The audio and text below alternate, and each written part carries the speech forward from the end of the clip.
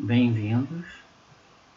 Vamos fazer uma aula de introdução a sistemas distribuídos.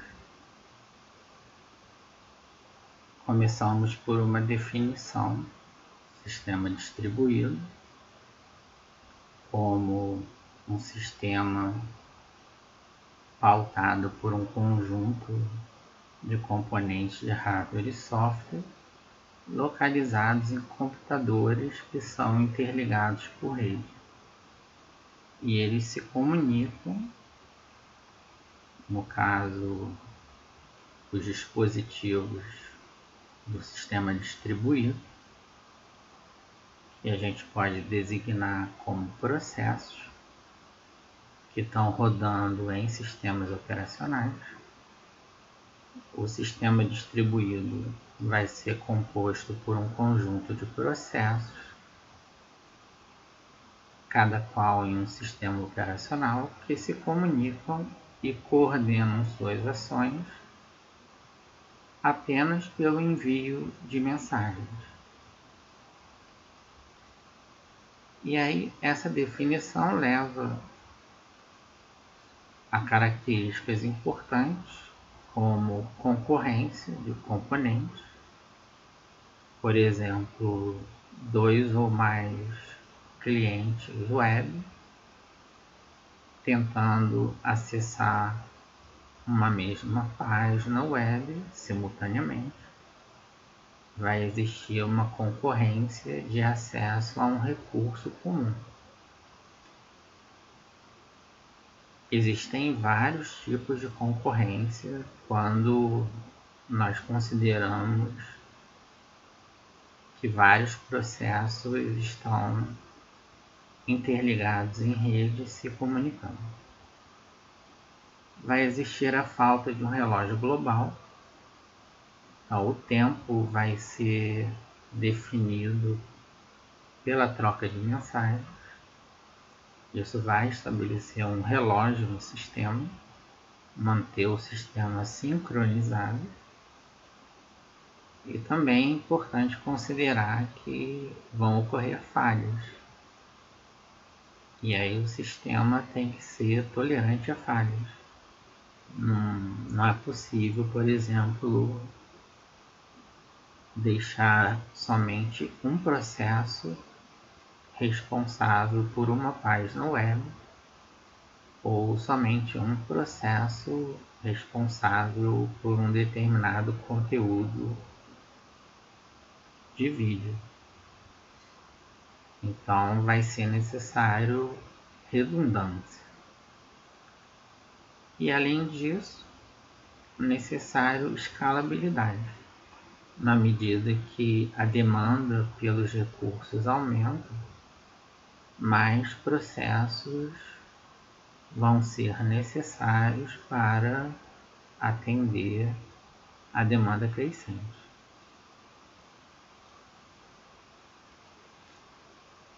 Então, como exemplo, a pesquisa na web, provavelmente via Google, tem se destacado, uma estimativa de 10 milhões de consultas por mês, e a tarefa de um sistema distribuído que organiza a pesquisa na web é indexar o conteúdo da web.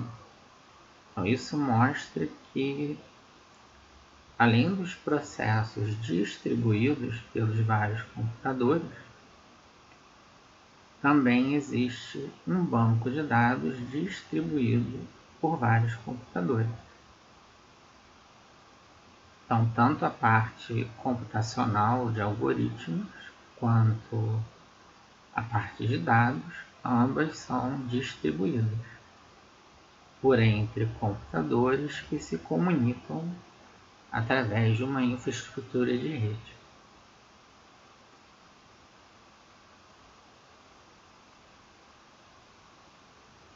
Então, a busca na web, que precisa analisar teoricamente todo o conteúdo para depois efetuar um processamento nesse banco de dados enorme e responder às requisições. Então, essa tarefa representa um grande desafio. Então vão aparecer algoritmos sofisticados, algoritmos distribuídos, como suporte aos sistemas distribuídos. Normalmente o algoritmo distribuído tem o propósito de prestar um serviço. Outro exemplo, jogos online. Existem vários jogadores, eles têm uma experiência imersiva no jogo, muitos usuários interagindo com o mundo virtual. E esse mundo virtual precisa ser consistente para todos os jogadores. Então, todos os jogadores, de certa maneira, precisam observar o mesmo mundo virtual. Então, a engenharia dos jogos representa um grande desafio. Particularmente devido à necessidade de resposta rápida para preservar a experiência dos usuários do jogo. Outros desafios incluem a propagação de eventos em tempo real para muitos jogadores e a manutenção de uma visão coerente desse mundo compartilhado, dessa experiência imersiva, que hoje em dia está ganhando o nome de metaverso. Esse universo paralelo está ganhando o nome de metaverso. E existem previsões futuras de que muita gente vai atuar de forma efetiva nos metaversos. Mas um jogo que é compartilhado por muitos usuários já representa, hoje em dia, uma experiência imersiva para esses usuários. Então, no caso dos jogos ou da busca pela web, o usuário não tem ideia como o sistema distribuído se organiza para atender o serviço. Para o usuário, existe uma ausência de transparência. Ele não fica consciente de todas as complexidades do sistema distribuído com o qual ele interage. Ou pode-se dizer que, na verdade, toda a complexidade é independente desse usuário que faz as consultas. Então, um outro exemplo, no setor financeiro, existe a necessidade de acesso em tempo real a uma gama de informações, como cotação de ações, notícias que vão acontecendo durante o dia, tudo isso influenciando as decisões de investimento durante o dia. Mas, por exemplo, é absolutamente necessário que o preço de uma ação seja propagado corretamente para todos os usuários que estão acompanhando aquela ação. Então, tem uma propagação em tempo real.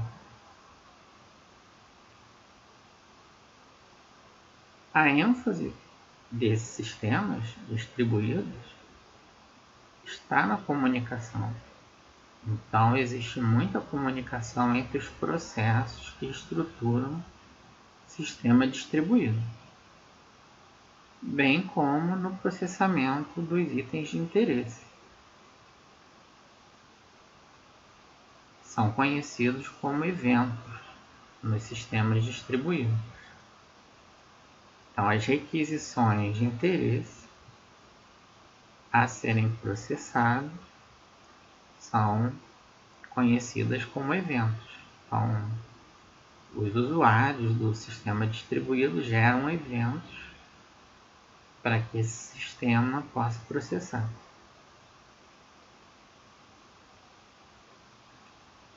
E também existe a necessidade de que ocorra uma distribuição de eventos de forma confiável, de maneira oportuna, para uma quantidade de clientes que tem interesse declarado em itens de informação. Então, você vai ter eventos de distribuição de conteúdo. Então, existem eventos de requisição por conteúdo. Normalmente, esse conteúdo está numa base de dados distribuída. Você tem vários processos conectados a essa base de dados distribuída. Esses processos interagem entre si, recebem requisições, eventos dos clientes e geram eventos para os clientes, usualmente a distribuição de algum conteúdo dessa base.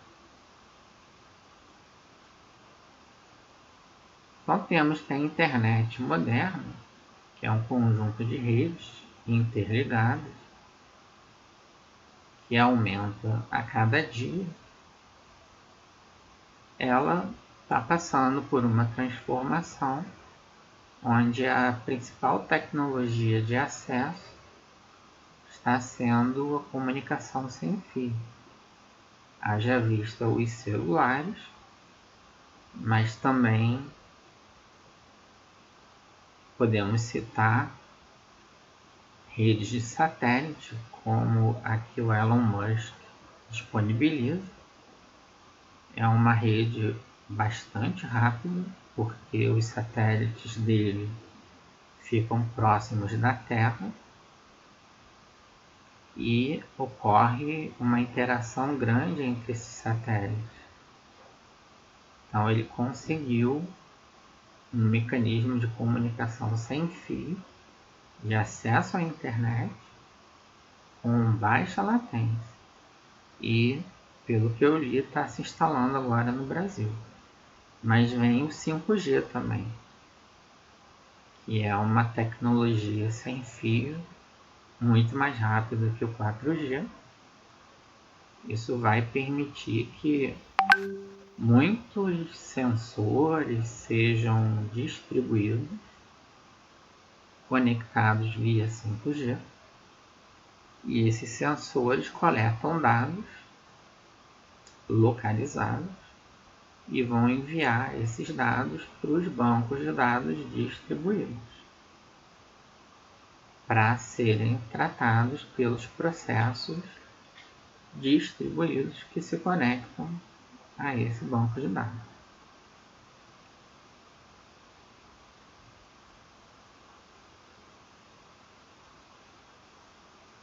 A implementação da internet e da infraestrutura que ela gera oferece suporte ao desenvolvimento de muitas soluções práticas envolvendo sistemas distribuídos. Pode-se entender a internet como infraestrutura para sistemas distribuídos. E cada vez mais isso é comum. Para o usuário, ele tem uma experiência de conexão, uma experiência imersiva num jogo, mas toda a complexidade para que o sistema, normalmente um sistema de informações, seja disponibilizado para ele, ela é escondida do usuário.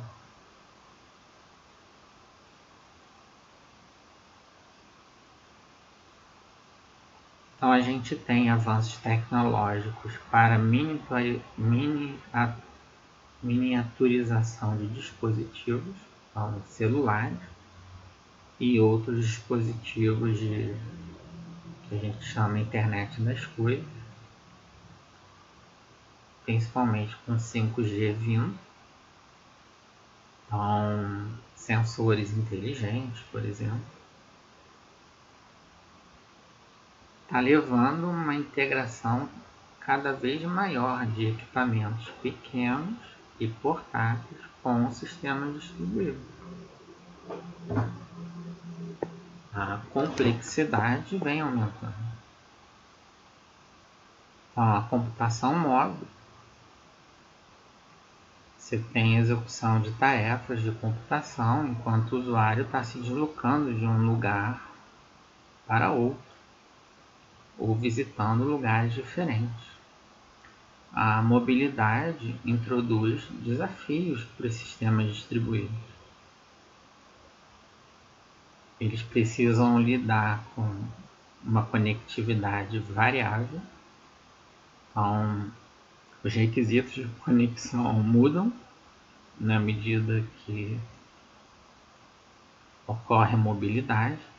Muitas vezes ocorre desconexão, mas se tem a necessidade de manter o funcionamento em face da mobilidade do aparelho. Então, o sistema precisa ser tolerante a falhas, ao que o aparelho consiga se reconectar.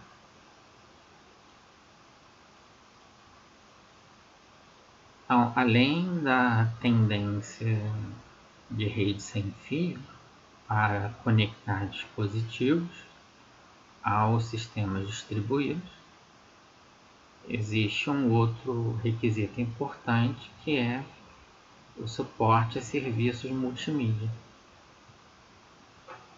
A característica fundamental da multimídia é que os conteúdos incluem uma dimensão temporal. E a integridade da mídia depende da preservação dessas relações temporais.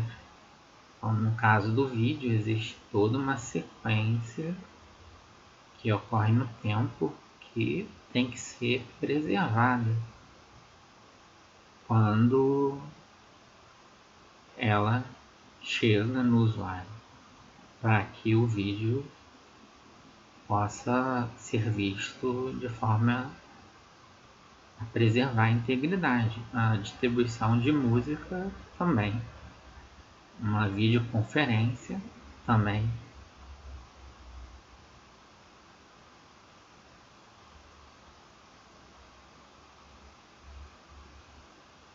Então, existem muitas vantagens para a computação multimídia distribuída.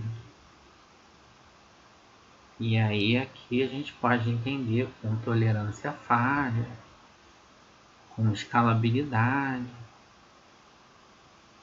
Isso permite que novos serviços possam ser oferecidos, tal como transmissão de TV ao vivo, ou gravadas através de streaming, serviços de vídeo sob demanda, ou músicas sob demanda, podcast. Então, a presença de conteúdo multimídia, em que a relação temporal presente ao conteúdo precisa ser preservada, e a conectividade sem fio são componentes muito importantes, atuais, que dão diretivas para a construção dos sistemas distribuídos que vão atender serviços. Então, qual o propósito da construção de um sistema distribuído? Atender um serviço de demanda de um usuário. Por que distribuído? Para que se tenha tolerância à falha, escalabilidade, entre outras vantagens. Distribuir, em termos de construção, acaba sendo mais fácil de ser implementado do que um sistema monolítico centralizado, que quer fazer tudo. A tendência hoje é que os sistemas sejam fragmentados em microserviços. E cada microserviço vai ser implementado por um processo diferente. Essa é a tendência em termos de desenvolvimento de sistemas para oferecerem serviços aos usuários.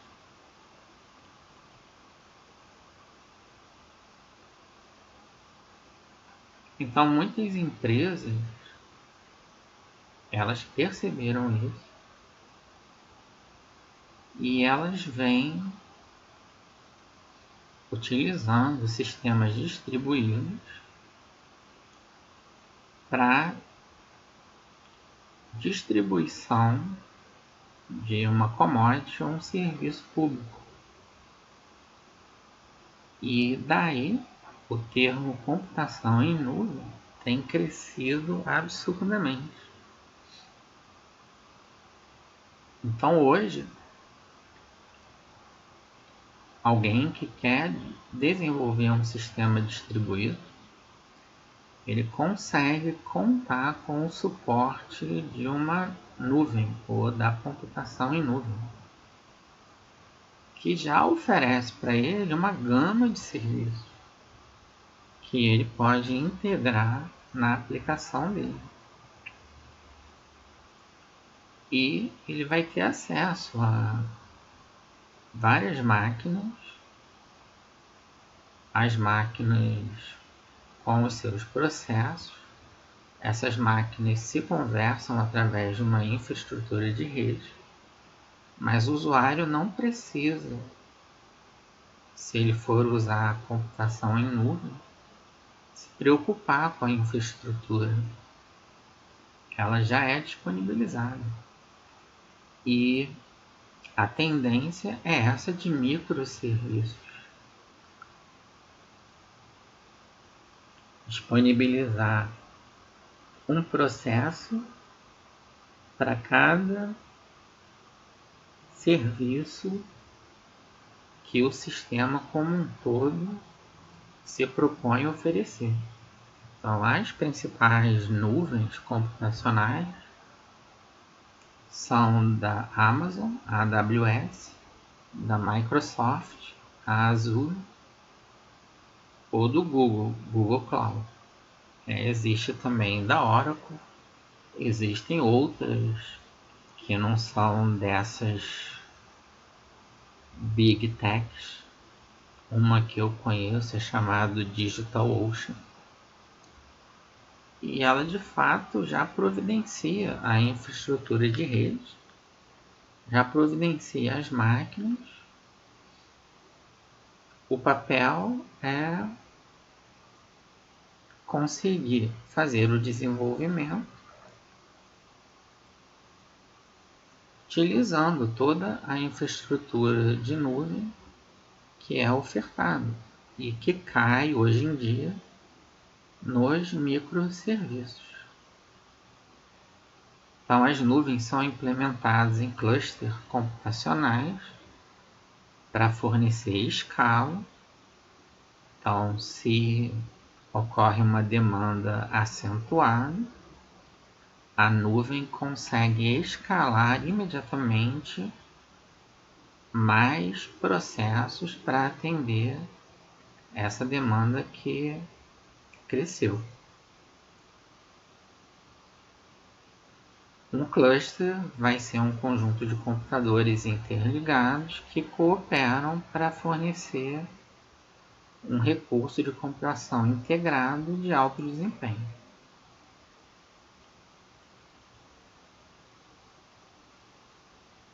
Para os usuários do sistema distribuído, mais importante é perceber que existe um compartilhamento de recursos, mas em um nível de abstração mais alto.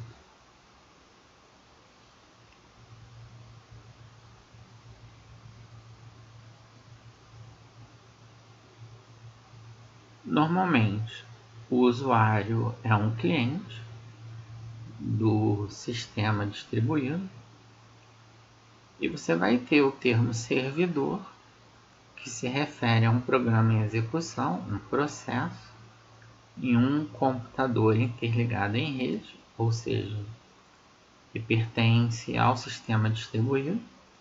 Esse servidor aceita pedidos dos clientes e também pedidos de outros servidores,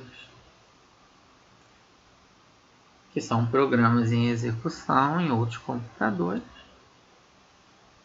Ocorre uma troca de mensagem entre os servidores para atender aos clientes. E aí o sistema consegue responder apropriadamente.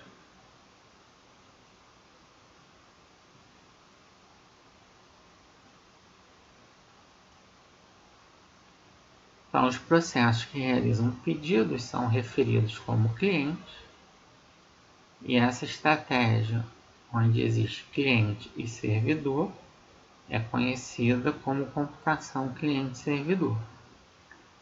Nessa estratégia, os pedidos enviados pelos clientes para o servidor são processados pelos servidores e as respostas são enviadas do servidor para os clientes, normalmente após algum tipo de consulta a um banco de dados distribuído, no caso de sistemas distribuídos.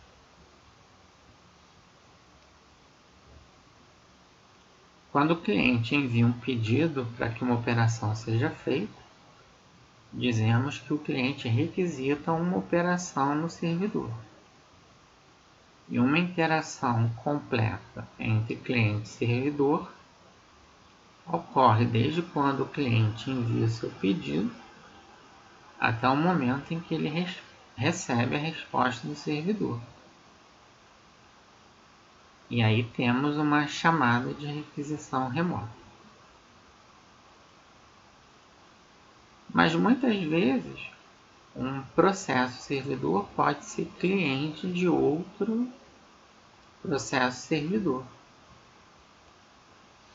pois os servidores solicitam operações em outros servidores. O termo cliente-servidor se aplicam, em princípio, às redes cliente-servidor.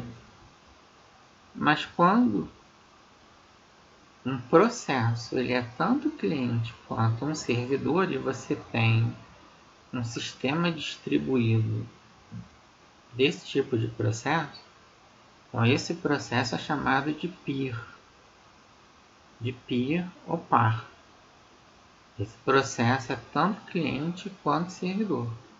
E o conjunto desses pares vai formar uma infraestrutura conhecida por redes peer-to-peer. Então, tradicionalmente, a gente tem infraestrutura cliente-servidor, cliente fazendo requisição a servidor, servidor consultando base de dados, executando algoritmos para atender a requisição cliente. Agora, quando um servidor começa a falar com o outro, servidor sendo um cliente de outro servidor, começam a aparecer os peers. E aí a infraestrutura ela acaba sendo composta por peers. Como os peers estão conectados em rede, acaba que você tem uma estrutura de rede peer-to-peer como sistema distribuído para atender a requisição dos usuários desse sistema.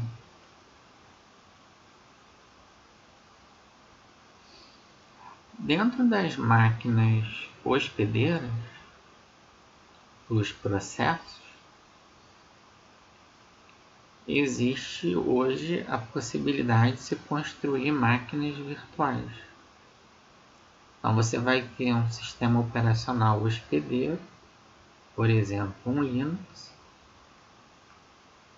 e você vai ter várias máquinas virtuais rodando nesse sistema operacional hospedeiro, onde cada máquina virtual tem o seu próprio sistema virtual. Isso evoluiu. Começaram a surgir linguagens como o Java, que gera código para uma máquina virtual.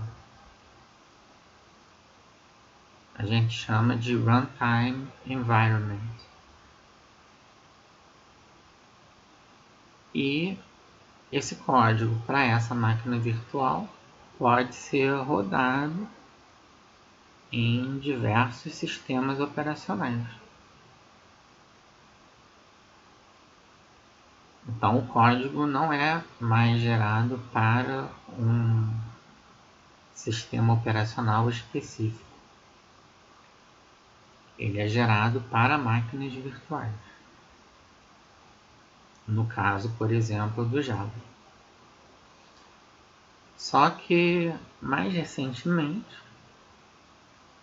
surgiu o conceito de container, como o Docker.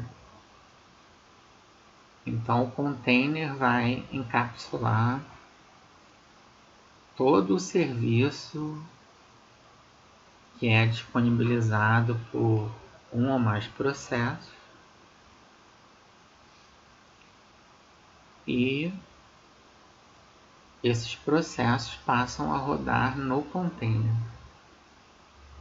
Então, em vez de instalar os processos numa máquina virtual ou num sistema operacional, se instala num container, que parece container de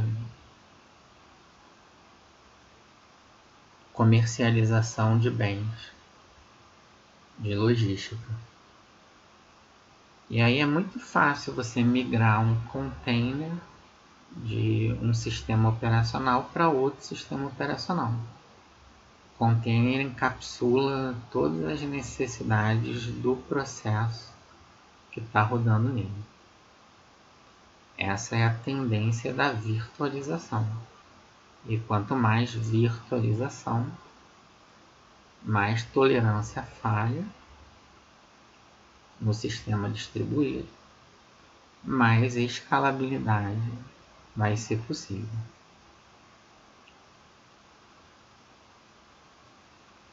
Então, um sistema ele é escalável se ele permanece eficiente quando há um aumento significativo no número de recursos, tanto sendo demandados quanto oferecidos, e no número de usuários. O problema da escala, assim como da tolerância à falha, é um tema central no desenvolvimento de sistemas distribuídos. A gente diz que quando o serviço escala, ele é um serviço elástico.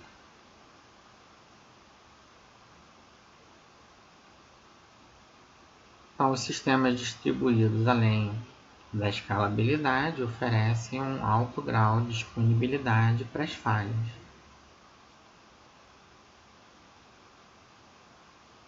Quando um dos componentes falha, apenas o trabalho que estava sendo usado ou o trabalho que estava usando o componente defeituoso é afetado. E aí um usuário pode reconectar ao sistema através da reconexão a outro processo, caso aquele que estava sendo utilizado falhe.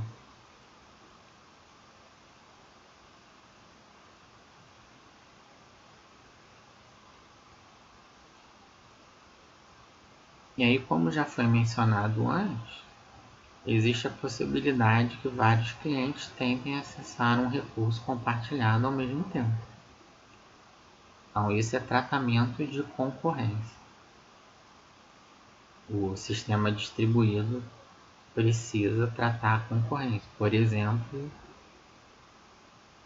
imagina que dois usuários vão comprar uma passagem aérea, eles escolhem o mesmo assento que estava vazio, existe uma concorrência pelo uso do assento, o sistema vai ter que tratar essa concorrência, ele não pode alocar o mesmo assento para dois usuários distintos.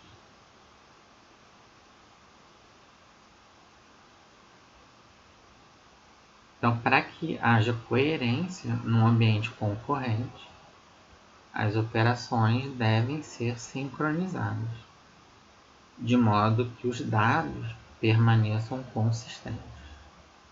Então, o banco de dados precisa permanecer consistente, assim como o ambiente do sistema distribuído precisa se manter consistente.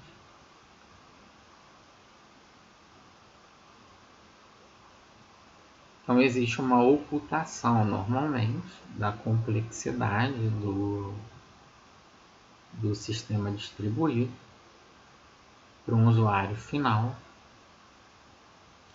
Esse sistema distribuído vai ser composto por vários componentes, mas pode-se entender transparência como a percepção do sistema como um todo. Então, não que a complexidade vá se tornar transparente, ela, ao contrário, é ocultada.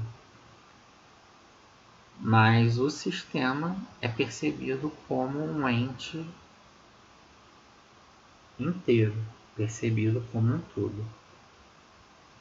Então, a complexidade, separação dos componentes é escondida dos usuários.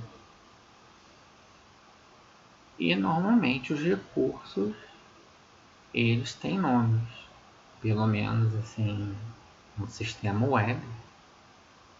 Se o sistema web funcionar como interface para o sistema distribuído, os nomes vão ser URLs, que vão ser transparentes à localização física de onde o recurso que está sendo disponibilizado é processado. Porque a URL ela identifica um nome, usualmente de um servidor web, ao invés do endereço IP da máquina que abriga o servidor web. Então vai existir uma transparência com relação à localização dos recursos. O usuário não precisa saber aonde o recurso está localizado.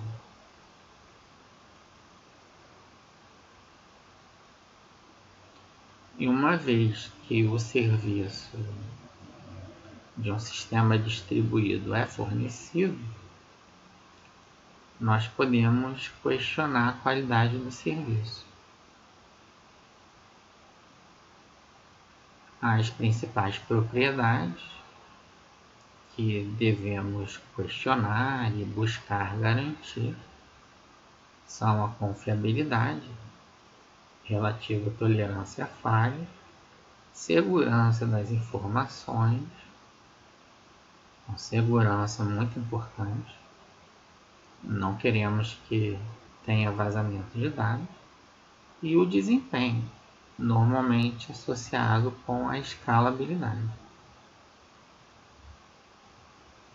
Os problemas de confiabilidade e segurança são fundamentais, além dos de desempenho também. Então, nós temos que os sistemas distribuídos estão em toda parte. A internet, ela permite que usuários de todo mundo acessem serviços onde quer que esses usuários estejam. Então, a internet, ela é chave para a composição de uma infraestrutura capaz de atender um sistema distribuído. O compartilhamento de recursos é o principal fator de motivação para a construção do sistema distribuído. Os recursos são acessados por clientes. Eles usualmente vão estar distribuídos por entre vários servidores. Existe um compartilhamento de recursos. Isso é feito de forma transparente e isso é feito para que o sistema seja tolerante à falha. Então, além da tolerância à falha, que é a confiabilidade, temos a segurança dos dados e do próprio sistema e a escalabilidade do mesmo.